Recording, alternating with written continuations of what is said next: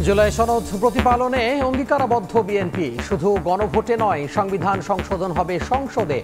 প্রধান উপদেষ্টার ভাষণে গুরুত্ব পেয়েছে একটি বিশেষ দলের স্বার্থ, অভিযোগ জামায়াতের। জুলাই জাতীয় সনদ যেভাবে স্বাক্ষরিত হয়েছে, সেই জাতীয় সনদ আমরা অক্ষরে অক্ষরে প্রতিপালন করার জন্য অঙ্গীকারাবদ্ধ। জবরদস্তিমূলক প্রস্তাব দিয়ে জাতীয় সংসদের সার্বভৌমত্বকে আমরা হস্তক্ষেপ করাতে দিতে চাই না। একটি বিশেষ দলের স্বার্থেই অনেক পরিবর্তনের তার ভাষণ দিয়েছেন। তারা একটি দলের সে ফাঁদে পা দিয়েছে এবং সংস্কারকে প্রায় গুরুত্বহীন করে ফেলেছে।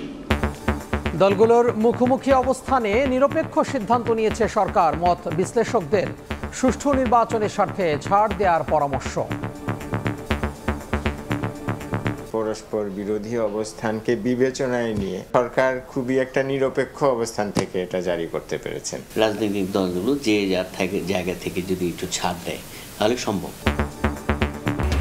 কার্যক্রম ও নিবন্ধন স্থগিত হওয়ায় নির্বাচনে অংশ নিতে পারবে না আওয়ামী লীগ। ব্রিটিশ মন্ত্রীর সঙ্গে বৈঠকে প্রধান উপদেষ্টা। অন্তর্ভুক্তিমূলক ভোট করার অঙ্গীকার।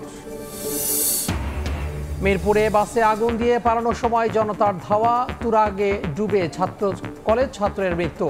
মানিকগঞ্জে অগ্নিকাণ্ডে ঘুমন্ত চালক দগ্ধ। সাভার বরগুনায় পড়ল আরো 2 গাড়ি।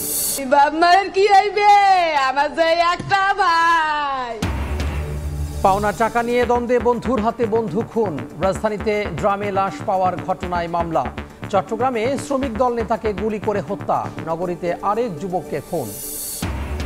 সবজির বাজারে লকডাউনের প্রভাব। সরবরাহ সংকটের অজুহাতে কেজিতে 40 টাকা পর্যন্ত বেড়েছে।